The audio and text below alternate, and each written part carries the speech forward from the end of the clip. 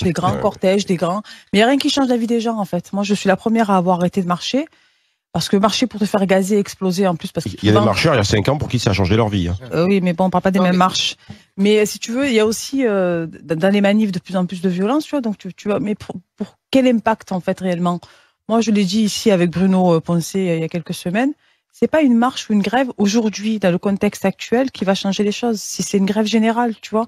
Si tu veux changer les choses, tu fais la grève générale, tu paralyses la France, tu mets les patrons et l'État autour de la table et tu négocies. Mais c'est pas avec une marche qui est 10 000 participants Tu crois qu'on peut changer les choses à l'échelle de la France, toi? Ou 200 000 participants. C'est pas une marche qui va changer quelque chose, malheureusement. Des grands cortèges, des grands. Mais il n'y a rien qui change la vie des gens, en fait. Moi, je suis la première à avoir arrêté de marcher. Parce que marcher pour te faire gazer, exploser, en plus. Parce Il y a des marcheurs, il y a 5 ans, pour qui ça a changé leur vie. Oui, mais bon, on parle pas des mêmes marches. Mais si tu veux, il y a aussi, dans les manifs, de plus en plus de violence, tu vois. Donc, tu vois, mais pour quel impact, en fait, réellement? Moi, je l'ai dit ici avec Bruno Poncet il y a quelques semaines.